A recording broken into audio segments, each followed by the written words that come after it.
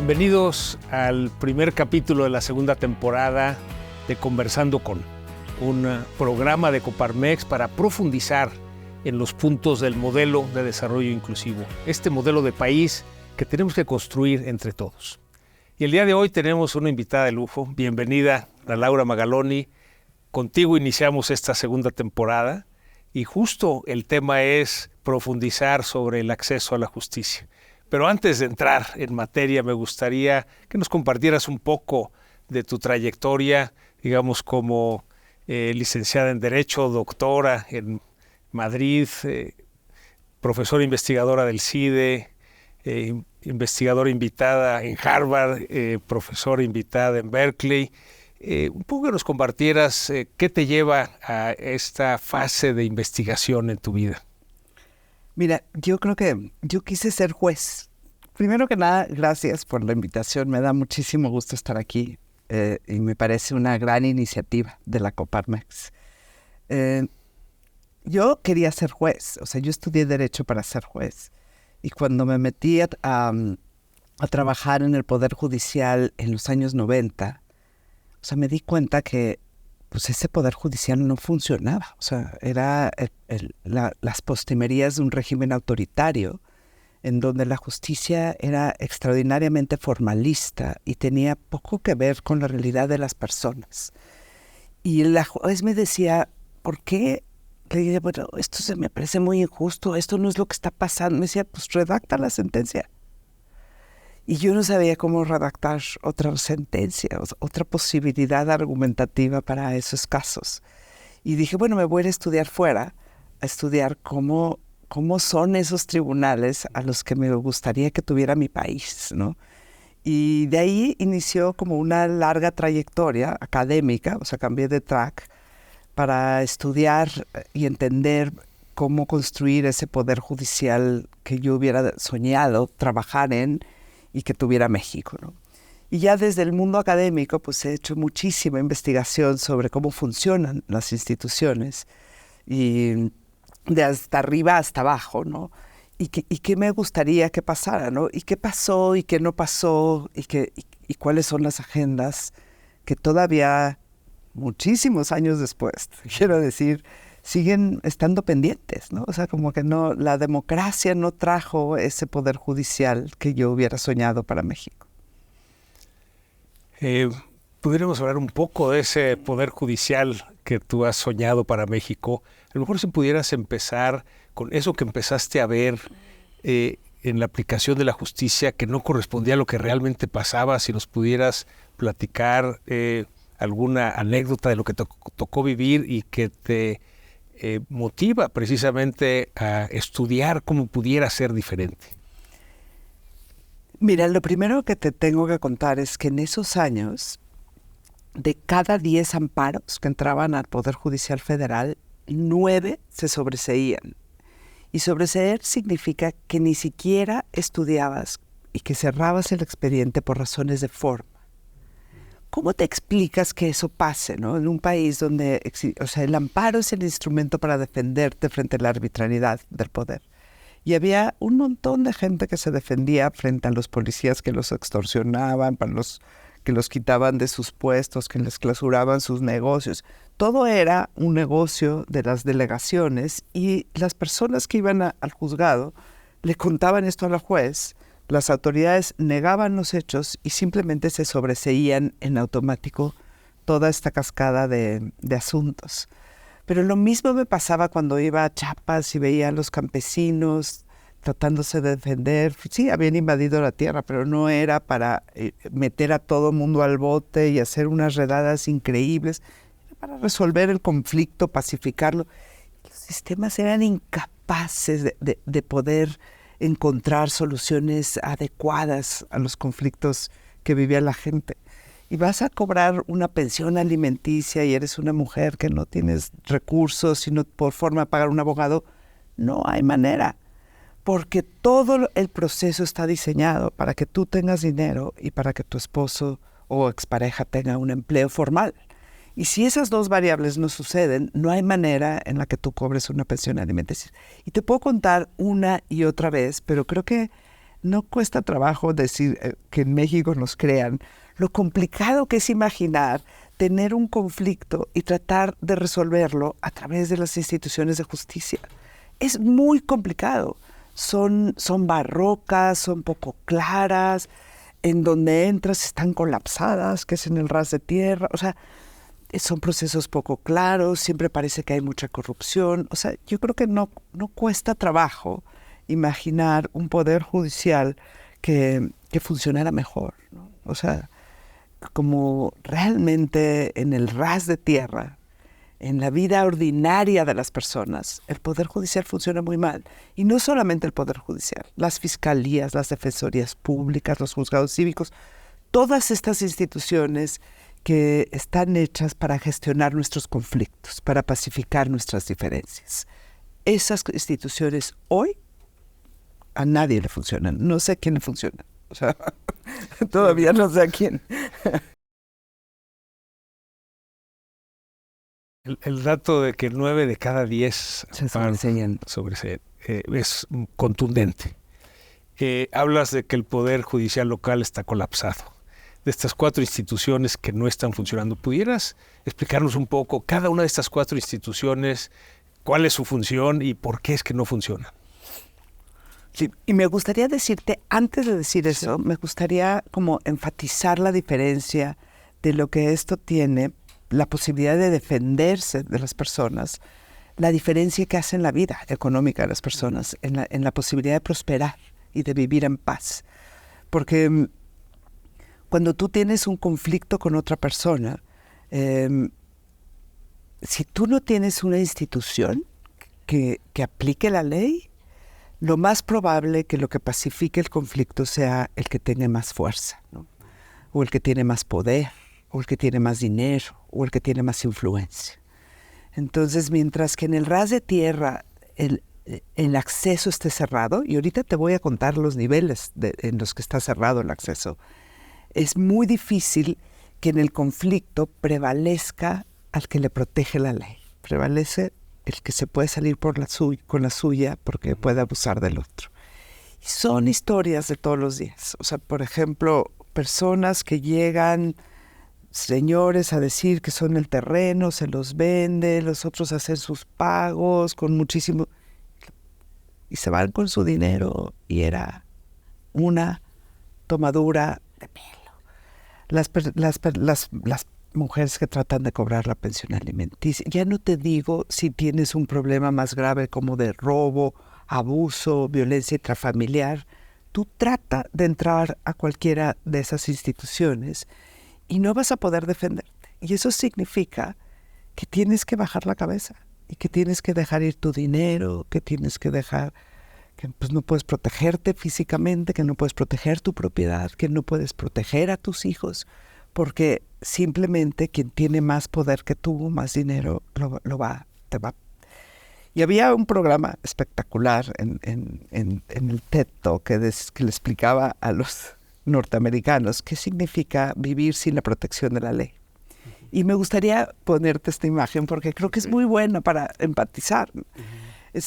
Pone una grabación del 9/11 y es una señora que un señor quiere entrar a su casa y ella vive, ya sabes, en esos lugares del bosque donde hay 4 casitas.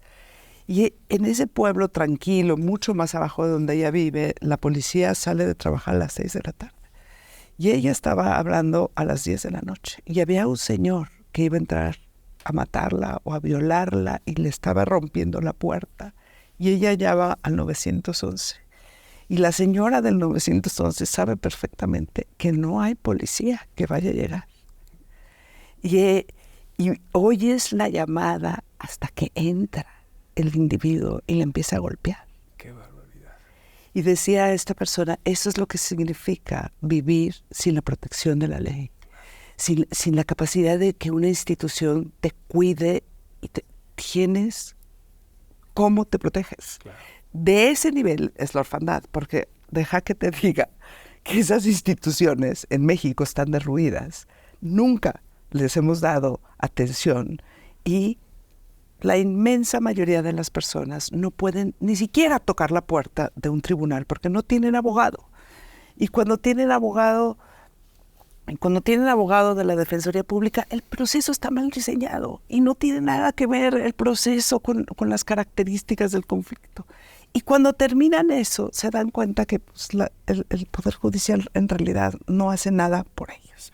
93% de los conflictos entre las personas terminan en el juzgado de primera instancia. ¿No te parece espectacular? 93% de los conflictos entre las personas. Y ese juzgado es el más olvidado, el que menos dinero tiene, el que tiene al peor juez que hay en el escalafón judicial. Y conforme más pobres son los estados, peor te va en el juzgado de la primera instancia. Y ahí se resuelven 93% de los conflictos. ¿Cuántos no entran? Muchísimos. ¿Cuántos siguen para arriba? Muy pocos. ¿Cuántos llegan al Poder Judicial Federal? 2.5% de esos conflictos. ¿Por qué tan poquitos llegan al Poder Judicial Federal? Porque para llegar al Poder Judicial Federal, cuando empiezas con un conflicto entre personas, tienes que pasar la primera instancia local, la segunda instancia local y llegar al Poder Judicial Federal, al Tribunal Colegiado. Y esa posibilidad de llegar hasta arriba depende de dos cosas, de tu capacidad económica y de que el litigio valga la pena. Si tú estás tratando de cobrar 5,000 pesos, pues no te va a merecer la pena subir hasta arriba. Para subir hasta arriba debe de tener cierta entidad tu litigio y cierta relevancia. Y nosotros hicimos un Poder Judicial Federal fuerte, al cual solamente acceden unos cuantos, y dejamos derruida la justicia local. Y esa fue la apuesta de México, más o menos desde el siglo XIX hasta la fecha. Me gustaría entender un poco más este calificativo de que el Poder Judicial en lo local está derruido. Platícanos cuáles son esas instituciones, cómo están, por qué ese calificativo y por qué desde el siglo XIX así existe, así lo tenemos en México. Cuando digo están derruidas, es que las instituciones locales nunca lograron un nivel de autonomía e independencia frente al Ejecutivo, ¿no? Están derruidas porque políticamente todavía las controlan los ejecutivos locales. Eso ha hecho que en el proceso de selección de jueces entren los leales, no los capaces, digamos, ¿no? O sea, como que cuanto más cooptado está un poder judicial, hay más corrupción y hay menos cuadros capaces, digamos. Como que va asociado a tener un poder judicial en donde las cabezas mandan instrucciones a los de abajo. Y entonces, para que se dé esa red de lealtades, para unos cuantos casos que le importan al gobernador y otros cuantos que le importan a algunos empresarios y personas importantes, o sea, salvo esos grupos de cosas que son relevantes, el resto del servicio está derruido porque nunca lo hemos pensado como un servicio al servicio de los ciudadanos. Lo hemos pensado más bien como un servicio al servicio del poder y de los intereses. Y entonces tú lo has de saber perfecto. Cualquier empresario que está litigando en primera y segunda instancia sabe que gracias a Dios llega al amparo, donde puede entrar a una instancia mucho más imparcial, mucho más objetiva, en donde ya no hay corrupción. Pero te invito a litigar en cualquiera de las entidades federativas y las predicciones que te dicen tus abogados es que la maquinaria va a funcionar muy mal y donde es posible que la contraparte compre la sentencia. Es posible, es probable. En el Poder Judicial Federal es otra cosa. Y el Poder Judicial da una certeza, por lo tanto, como al mundo económico, que no la pueden dar todavía los poderes judiciales locales. En las transacciones más importantes, en la economía del país, ese Poder Judicial Federal ha sostenido ese sistema. Si nos hubiéramos quedado con lo local, no hubiera podido florecer esa parte. Pero bueno, en lo local nos quedamos con unos poderes judiciales derruidos, que nadie les metió lana, que están al servicio de los gobernadores. bajo el entendido de que todo mundo podía llegar al amparo. No sabes en cuántas reformas judiciales me he sentado donde todo el mundo dice, no te preocupes, todo llega al amparo. No te preocupes de este desastre, todo llega al amparo. Lo que te quiero decir es que ese es un argumento de élite. Claro, los casos de la élite y los casos importantes sí van a llegar al amparo. Y nunca hemos visto el resto de la demanda de justicia insatisfecha, que no va a llegar al amparo porque no tiene la envergadura económica y no has puesto las condiciones para que las personas que no tienen dinero se defiendan. Para empezar, has diseñado un poder judicial que siempre tienes que accesar a él con un abogado. Uh-huh. Eso es atípico en el mundo. ¿Cómo es en otras partes del mundo? Pues en el mundo se hacen distintas avenidas para ingresar al Poder Judicial según las cuantías de los asuntos o según la relevancia. Entonces, en todo el mundo hay unas cosas que se llaman cortes de menor cuantía, en donde vas a litigar 50,000 pesos o menos, te vas a sentar en un proceso donde no vas con el abogado, te vas a sentar en una audiencia, ahí va a estar el juez, le va a decir, señor, usted le debe, sí, aquí está el pagaré, yo firmé, pero no tengo, pero ¿qué tiene? Tengo una máquina de coser y unas cajas de... bueno, pues dele eso y a partir de eso se resuelve el conflicto. O sea, hay conflictos que por su naturaleza son tan chiquitos que deberían de resolverse rápido, ágil, fácil. Pero para las gentes 50,000 pesos es un montón. O sea, una vez que hice un estudio del Ejecutivo Mercantil, 47% de la población estaba litigando hace 20 años 30,000 pesos o menos. O sea, y nunca hemos diseñado esa instancia ágil, rápida, fácil, en la que, o sea, nunca hemos pensado que tenemos que diseñar la oferta de justicia en función de las características de los conflictos de las personas. Y entonces tenemos una población que tiene unas características socioeconómicas que exigirían procesos mucho más rápidos, mucho más ágiles, sin abogados de por medio, sin formalismos excesivos, en un efecto como de pacificar el conflicto ágil y rápido. Para eso se habían hecho también los juzgados cívicos y también nada de eso se diseñó bien. Y todo eso sigue siendo lugares donde la forma de subsistir sus burocracias es a través con abogados, ¿no? Con intermediarios. Me gustaría irme hacia el Poder Judicial, el Poder Judicial Federal. El federal. El federal, que dices, digamos, sí se le han dado recursos, es más sólido, pero antes nada más, como para entender bien estas 4 instancias locales, ¿cuáles son y qué objetivo tiene cada una? La segunda gran instancia local, y que es de una relevancia tremenda para la gente, es la agencia del Ministerio Público, donde vas a denunciar las cosas graves. O sea, la justicia penal está hecha para el homicidio, para la violación, para el robo, para las conductas que más nos preocupan como colectividad. Y desde hace años tenemos las agencias de ministerios públicos rotas. Yo te invito a tratar de presentar una denuncia y si sales de ahí antes de 4 horas, pues ya tendrás éxito. La verdad hubiera sido un trámite exitoso. En esa denuncia va a ser un papeleo y una tajata, pero nadie va a estar realmente atendiendo tu caso ni investigándolo. Todos entran en la misma cola. No importa que tú acabas de sufrir algo horrible. Me violaron, vas a la agencia del Ministerio Público. Uh-huh. O sea, toda esa entrada es tremendamente ruda para quien ha sufrido un delito. Y de nuevo, los países donde eso funciona se hacen avenidas y se atiende distinto según el tipo de delito. Pero para alguien que sufrió una violación, lo más probable es que sea la policía la que te atiende en casa y la que toma los datos. Y te permite ir a tu ginecólogo o a tu médico para recabar la evidencia y que no fuera tan violento para la víctima. Claro.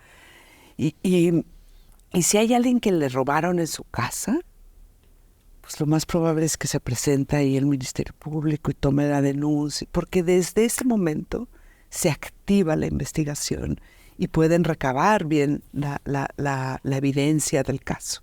En el caso de México, como que en realidad esos casos no se van a resolver, lo que te están dando es la entrada para hacer un trámite rápido, para sentir que estás denunciando, pero esas denuncias no van a ningún lado y nadie va a poner atención en la resolución de tu caso. Entonces están de entrada mal diseñadas y de nuevo se necesitaría diferenciar por tipo de delito, el tipo de reacción de la institución, pero hay los más graves que son los menos. Uh-huh.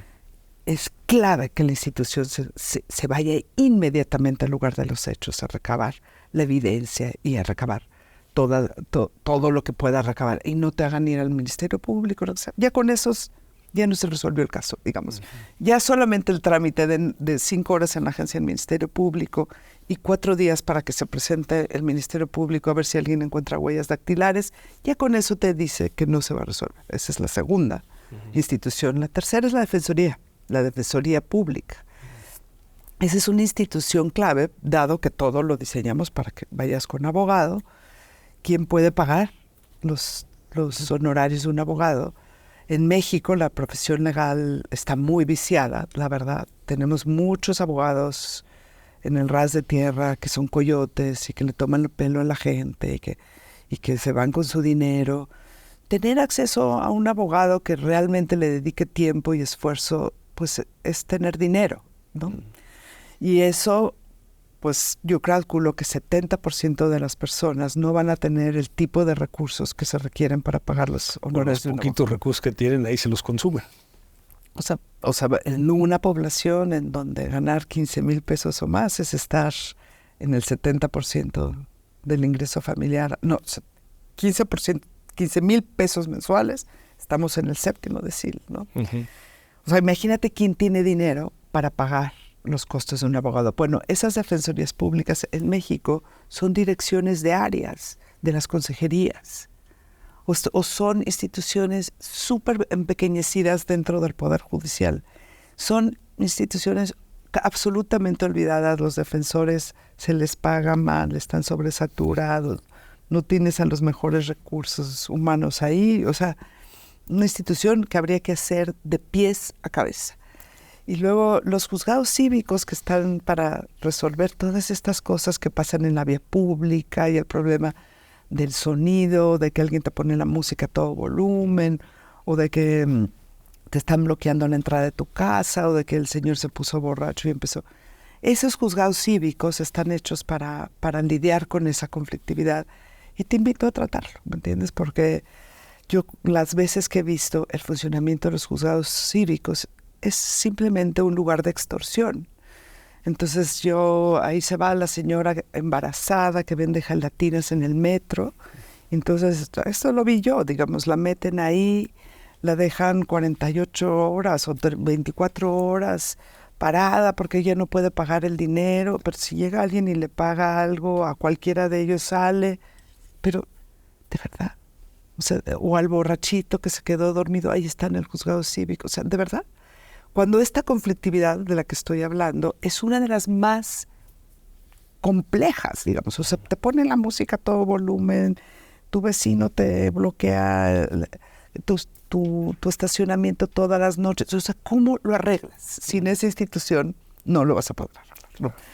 ¿Y cómo te defiendes frente a esas cantidades? Nadie tiene buena capacidad de defensa en México, pero quien más se puede defender es quien más dinero tenga, digamos. O sea, si puedes lidiar con ese México es porque tienes capacidad de defensa. Sí, nos queda clarísimo que donde tenemos que iniciar en la reforma del Poder Judicial es en un local, si realmente queremos Y en el ras de tierra. En el ras de tierra, exactamente, ¿no? Las ventanillas de entrada.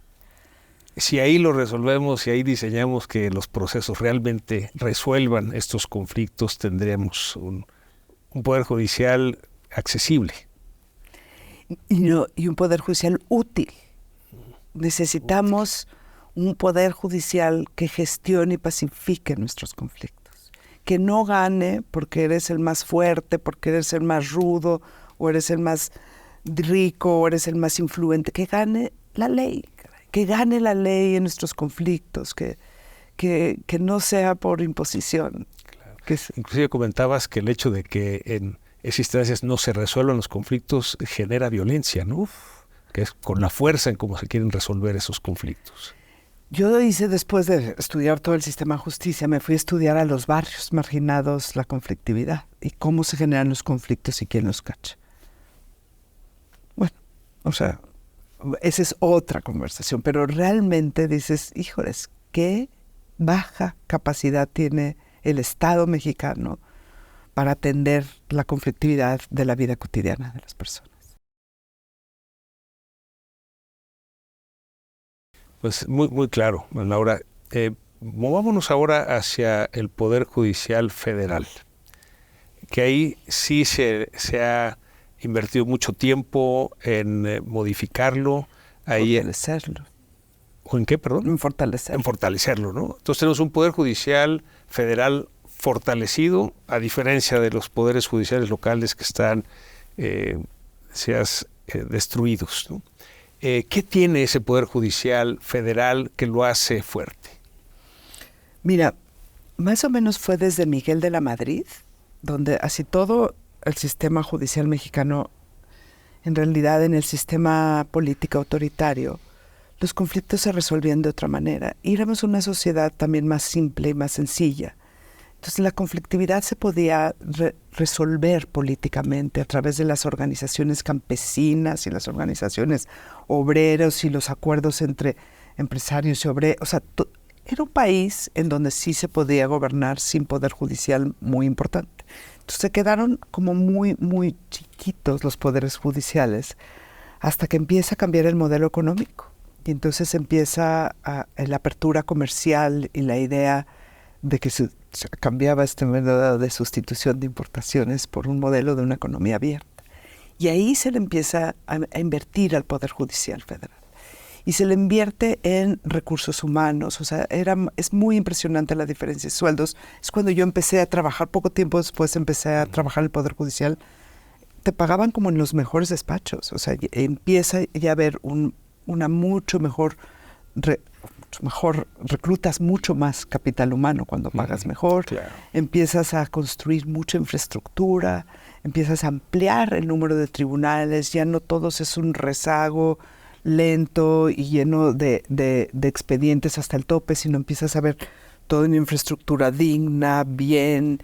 Y adentro del Poder Judicial sí empieza todo un proceso de formación de jueces que lleva muchísimos años, pero que con el paso del tiempo, yo te puedo decir que de mis mejores egresados, pues trabajan en el Poder Judicial, se fueron a la Suprema Corte, aspiran a ser jueces, tienen ganas. Entonces ese lugar de prestigio y de capacidades institucionales y humanas hicieron que el Poder Judicial Federal sin duda represente en esta orfandad jurídica pues la tabla de salvación para muchísimos litigios.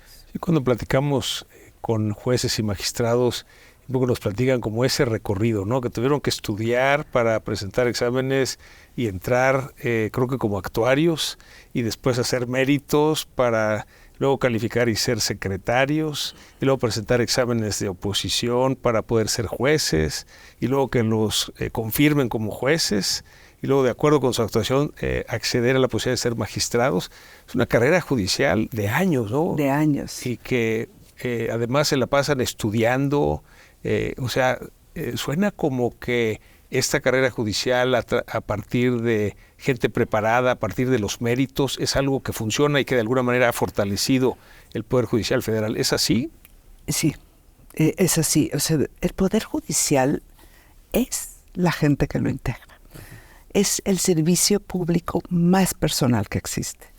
Mientras que, por ejemplo, el servicio médico, vas a tener enfermeras, vas a tener un montón de infraestructura, quirófanos. Para el Poder Judicial, en realidad las sentencias son argumentos, es un conjunto de razones que explican por qué gana uno y por qué pierde el otro.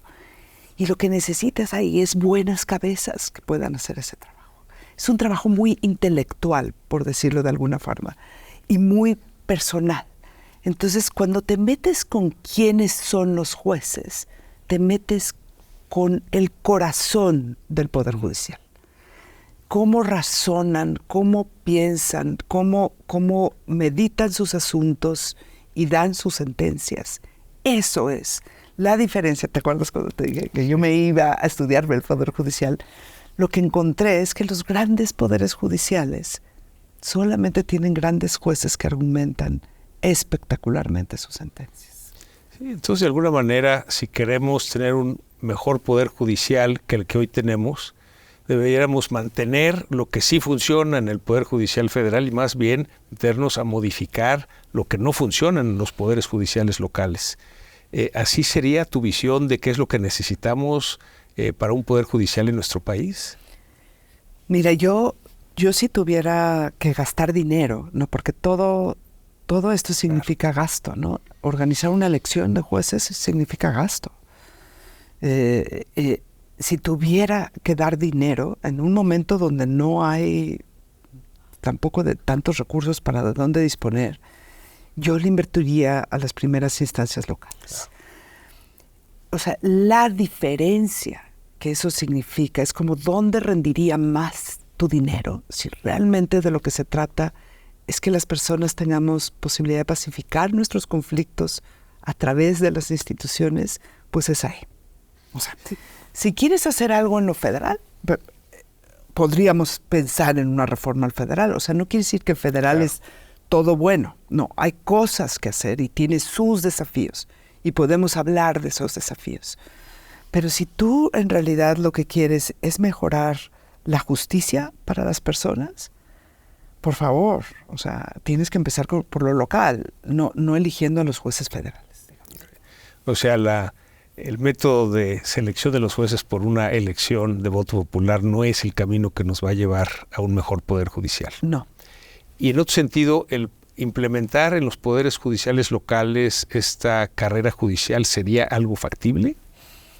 Mira, todos dicen que la tienen y la tienen mal hecha, ¿me entiendes? La tienen manipulada, la tienen, o sea, como que en el papel tenemos unas cosas y luego en la realidad pasan otras. Digo, ¿cómo empezaría yo en lo local? O sea, porque además es demasiado lo local. Pero empezaría a hacer algunas ventanillas que realmente funcionen. Okay. Diría, cobro de pensión alimenticia. O sea, por temas. Por temas. ¿Qué tiene que pasar para cobrar la pensión? Okay. ¿Cómo tendría que ser ese juicio? ¿Cómo maximizamos que personas sin un empleo formal puedan pagarla? ¿Qué papeles tiene que traer la mujer a su ventanilla? ¿Quién lo cacha? ¿A dónde va? ¿Cómo sigue? Y que todas las personas en México que tienen que cobrar una pensión alimenticia pudieran enfrentarse con una justicia que les ayude a hacerlo, a mí me encantaría. O cómo deberíamos de perseguir el delito de violación, cómo debería de atenderte el Ministerio Público. Hagamos unas ventanillas que funcionen en temas clave y experimentemos qué se siente tener acceso a la justicia y cuánto cambia el país con ello, ¿no? Para eso habría que darle prioridad en el presupuesto a fortalecer lo local, ¿verdad? O la Defensoría Pública, digamos. Sí, claro, todas estas instituciones. Las 4 instituciones en el Poder Judicial local. Como sabes, la verdad, hemos trabajado en Coparmex en un nuevo modelo de país. Estamos convencidos de que el modelo que hemos seguido no funciona para todos. Y de ahí es la propuesta en donde planteamos un modelo de desarrollo inclusivo que establece que, claro, se requiere un desarrollo económico, es necesario, pero no suficiente. Necesitamos lograr que vaya de la mano del desarrollo social para que nadie se quede afuera y de la mano del desarrollo sustentable para no utilizar más recursos de los que el planeta puede regenerar. Un segundo pilar habla de un país en donde haya Estado de Derecho, en donde haya democracia, en donde haya defensa de las libertades, defensa de los derechos humanos, ética e integridad, y sobre todo seguridad, justicia y paz.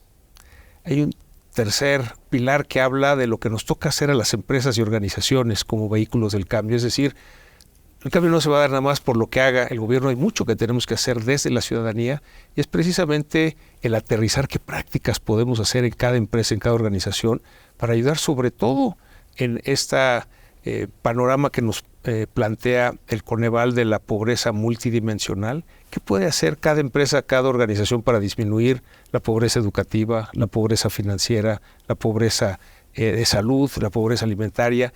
Y esto lo planteamos cada organización, cada empresa con nuestros propios colaboradores para incidir cada uno y en la suma de ese cambio logremos cambiar al país. Pero lo que me gustaría pedirte... Wow, qué bonito proyecto. Sí, la verdad estamos muy entusiasmados. Sobre todo esto significa una nueva cultura empresarial en donde nosotros tenemos que hacernos responsables de ese desarrollo, de esa justicia, empezando en casa, es decir, en nuestras empresas, en nuestras organizaciones. Como ves, en el segundo pilar, un tema fundamental es seguridad, justicia y paz. Nos has dado muchos elementos de qué tenemos que trabajar para lograr ese mejor poder judicial en nuestro país, enfatizando la importancia de empezar en lo local. Yo te pediría, ¿qué otras ideas nos compartirías que necesitamos añadir a este modelo de país? Estamos convencidos de que para que sea exitoso, este modelo de país lo tenemos que construir entre todos. Entonces no tenemos prisa, llevamos 2 años y medio exponiendo el modelo y enriqueciéndolo, de tal manera que tengamos un modelo para las próximas 2 décadas, un modelo de largo plazo, una visión de Estado, en donde estamos convencidos de que sí podemos lograr un mejor México, pero hay que trabajar en cada uno de estos temas. Y lo que te pediría es, ayúdanos en esta parte de seguridad, justicia y paz, ¿qué otros elementos tenemos que tomar en cuenta? Yo creo que hemos subestimado una y otra vez lo que hace la justicia por la paz, ¿no? Una y otra vez, cada vez que estamos ante problemas de seguridad, lo que gana siempre es el discurso de seguridad frente al de justicia, ¿no? Entonces yo creo que lo primero que tendríamos que separar es la seguridad de la justicia. Y a mí me vas a preguntar qué es la justicia o cuáles son los sistemas de justicia que a mí me impresionan. Me impresionan los sistemas de justicia en donde el que no debería ganar, gana. Uh-huh. En donde sí es posible que la ley proteja sin que importe quién eres, cuánto tienes y a quién conoces. Que la capacidad de protección de la ley no esté asociada a las características de las personas, claro, sino a la condición del conflicto, ¿no? Entonces a mí me acuerdo perfectamente cuáles son las sentencias emblemáticas, pues las que nos conmueven a todos. La que ves un sistema de justicia que es capaz de proteger al débil de una manera eficaz y eficiente, y que necesitamos ejemplos de que ello es posible, de que esa demanda de justicia insatisfecha es posible para las madres buscadoras, para todas estas agendas, para las trabajadoras del hogar, para los que están en prisión con averiguación, con carpetas de investigación inventadas y jovencitos que son inocentes. O sea, pensemos que esa justicia, que podemos todavía hacer un ejercicio enorme para que todas esas ausencias del sistema empiecen a poder tener casos emblemáticos que nos inspiren y nos hagan sentir a otro. Sí, sin duda, esos casos emblemáticos justo nos ayudarían a tener la esperanza de que sí podemos tener ese México con justicia, ¿no? En donde, como dices, gane el que la ley establezca, independientemente de quién seas, ¿no? Y de qué condición tengas. Es la ley la que manda, ¿no? Pero cuando la ley no es posible aplicarla porque eres pobre, es ahí donde más debería de ser. O sea, a quienes no han protegido la ley. Yo creo que simbólicamente cambia un país cuando eso es posible. simbólicamente. O sea, no tienes que tener cientos de miles, no. Tienes que tener esa capacidad de sentir que tu sistema lo puede hacer y lo puede hacer bien. Yo esperaría buscar algunas grandes causas, por eso te digo, busquemos ventanillas específicas de lugares donde tradicionalmente ha habido abuso e injusticia para repararlo entre todos, colectivamente. ¿Cuántos casos de abuso e injusticia no vemos todos los días? Bueno, que nos sintamos como país, como colectividad, como empresariado, con la responsabilidad de resolverlos de alguna manera más profunda, más real y más ejemplar. Porque lo que hemos hecho por muchos años es meterlos debajo del tapete. Claro. O sea, el lograr la aplicación de la justicia va de la mano con el Estado de Derecho, o sea, que se respete la ley independientemente de cuál sea tu condición. Exacto. Sí, y el Estado de Derecho es quitarle la discrecionalidad también a los agentes políticos, ¿no? Uh-huh. O sea, que estas necesidades no se manipulen políticamente, sino se resuelvan institucionalmente, digamos. O sea, como el Estado de Derecho es el opuesto a la discrecionalidad política. Ok, muy claro. Y antes de pasarle el uso de la voz aquí a las alumnas que nos acompañan, las jóvenes que han estado escuchando esta conversación, te haría una última pregunta con respecto hacia lo que hoy se propone como reforma al Poder Judicial. ¿Nos va a llevar a tener ese mejor Poder Judicial en México del que hoy tenemos? Mira, yo creo que la reforma es una reforma equivocada, en el sentido de se mete con el corazón del sistema, que son los jueces y los magistrados y los ministros, y se mete de manera equivocada.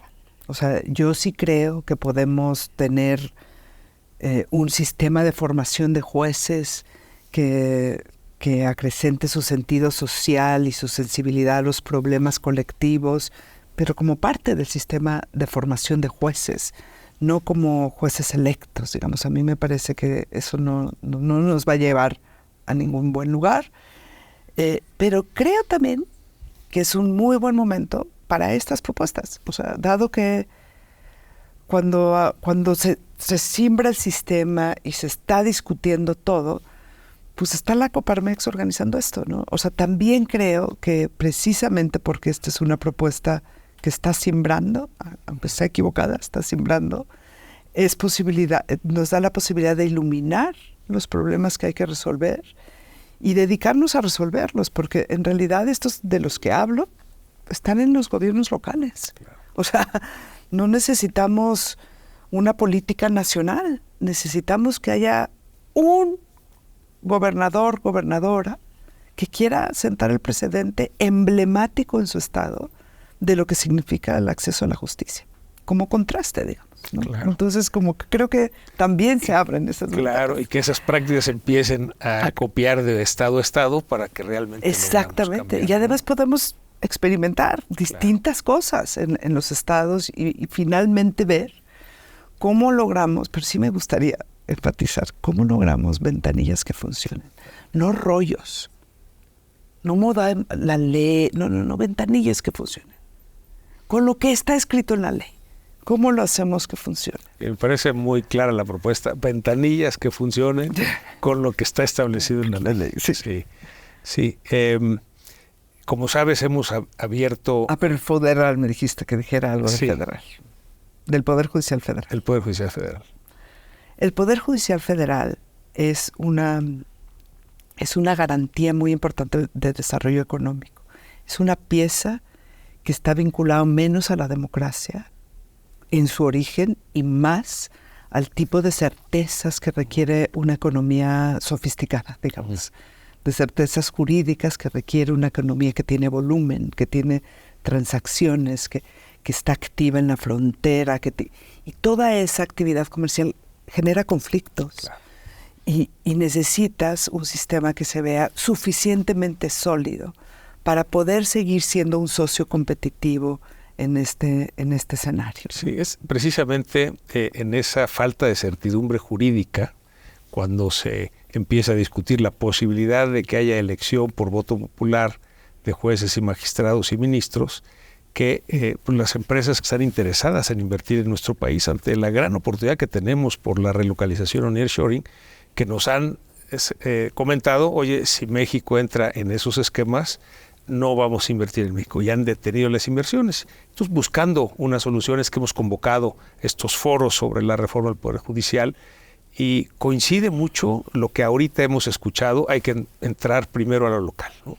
Y conservar la carrera judicial, porque eso funciona muy bien en el Poder Judicial Federal. Entonces, seguiremos trabajando en estos foros para lograr un solo objetivo: que el Poder Judicial que quede sea mejor que el que tenemos. Evidentemente hay mucho que se puede mejorar, pero por lo pronto ir avanzando en ese sentido. Y lo último que diría es como, es tan importante la oportunidad económica que tiene México. Claro. Y que cuando pensamos en estas cosas que te cuento de la conflictividad, bueno, ¿cuántas de estas cosas tienen que ver con la pobreza, con no tener recursos? O sea, la oportunidad económica de que haya tantas personas que puedan salir de la pobreza, que haya más bienestar colectivo, es la gran receta para empezar a vivir en paz. Sin desarrollo económico no hay un país más en paz. Es un país que sigue administrando la escasez en el ras de tierra. Entonces, estas cosas que duelen tanto del ras de tierra sí están asociadas a que le vaya bien económicamente al país. Claro. Y me encanta ver un empresariado que esté dispuesto también a involucrarse en qué pasa en el ras de tierra, digamos. O sea, pero lo que quiero decir es que por primera vez el Poder Judicial y el desarrollo económico, dada la reforma que está puesta en la discusión de unas semanitas que viene, es la primera vez que se ve tan asociados, y por eso es importante defender al Poder Judicial Federal. Claro. Pues muy claro los conceptos, la tarea que nos queda como país, ¿no? Ojalá podamos incidir para que haya más presupuesto en los poderes judiciales locales, y que logremos que algún gobernador quiera hacer esta prueba en su estado, y que logremos de alguna manera contagiar y trabajar en esa parte del Poder Judicial local. Y ojo, presupuestos con proyecto. Claro. Presupuesto solo a esa burocracia es un hoyo negro. Okay. Y por otro lado, bueno, defender lo que sí funciona en el Poder Judicial Federal, que es esta carrera judicial que nos ayuda a dar certidumbre jurídica para la inversión, y que llegue más inversión a nuestro país, y que este desarrollo nos ayude, claro, que haya desarrollo económico, pero de la mano del desarrollo social. Claro. El modelo de desarrollo inclusivo precisamente hacia eso se orienta. Me encanta, un desarrollo inclusivo. Si te parece, le damos voz ahora a los jóvenes, pasamos las cámaras, después de haber escuchado esta entrevista, los conceptos, pues adelante. Muchas gracias. Soy Camila, y después de que nos platicara un poquito de algunas fallas que tienen nuestras instituciones, me gustaría preguntarle, ¿usted qué cree que le falta a México, a nuestros ciudadanos, a nuestras empresas, incluso a los servidores públicos, para que estas instituciones y sobre todo el Poder Judicial Federal funcione de la mejor manera? Mira, a mí me parece que a los ciudadanos nos falta a veces claridad de saber qué es de verdad una ciudadanía con derechos, ¿no? Creo que hemos oído tantas veces que vamos a cambiar la ley, y que cuando cambiemos la ley ya tenemos derecho a, sin darnos cuenta que los derechos tienen que ver con estas ventanillas de las que estoy hablando. Entonces, creo que la ciudadanía nos hace falta un discurso más profundo de que el problema de injusticia y justicia y conflicto no está en la ley, ni en lo que hagan los legisladores, sino en lo que hagan las instituciones por hacer efectivos esos derechos. Y mientras que esos derechos solamente se decreten en ley y no haya ni siquiera presupuestos ni capacidad de ejecución de los mismos, siguen siendo promesas. Entonces creo que valdría la pena pensar en unos cuantos derechos iguales para todos, en vez de un catálogo infinito que nunca se llena, ¿no? Gracias. ¿Otra pregunta? Adelante. Mi duda es, ¿qué propuesta de modelo para el Poder Judicial es como eficiente para esta inclusión actual que pues debería de haber en México? ¿Y qué modelos ha visto usted en otros países que deberíamos como México pues incluir, ¿no?, en este sistema? Mira, yo creo que la Defensoría del Pueblo en Colombia es una institución a la que había que voltear a ver. Yo creo que hay que ver a las fiscalías en Chile, funcionan muy bien. Hay que ver unos tribunales que tienen espectacular en Nueva York, que los cobija un lugar que se llama The Center for Court Innovation. O sea, hay lugares en donde podemos sacar ideas y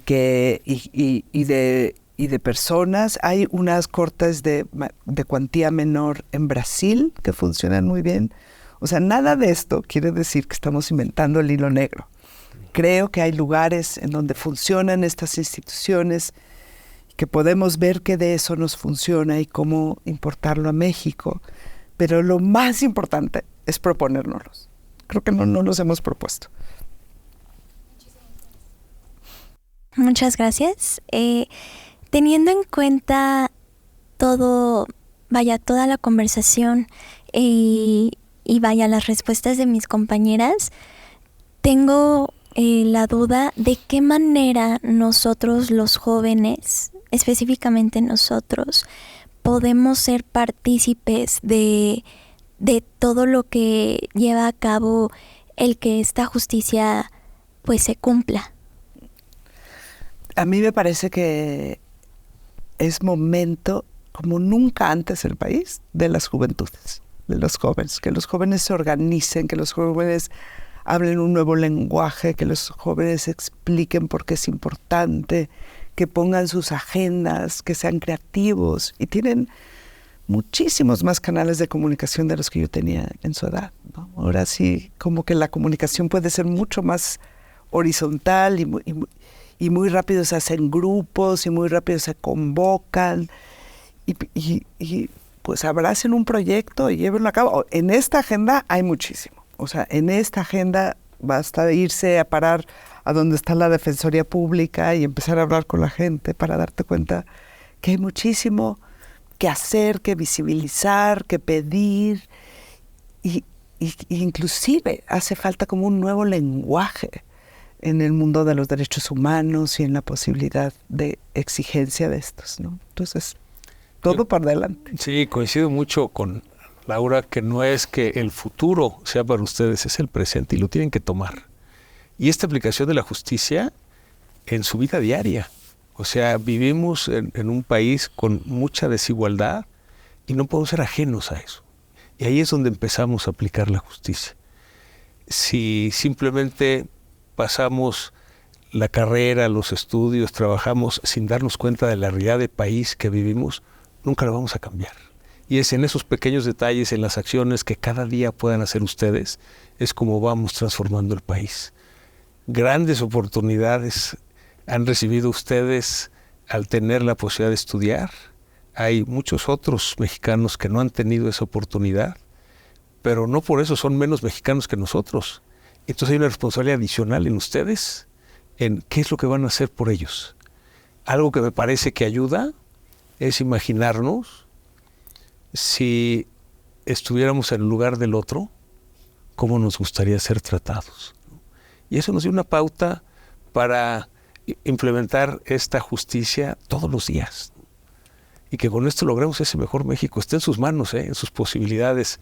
Como dicen, Laura, hay muchos más medios que tienen ahora ustedes que en nuestros tiempos no teníamos, ¿no? Entonces aprovéchenlos, ¿no? Ustedes pueden ser esos agentes de cambio. A eso están llamados. ¿Alguna otra pregunta, comentario?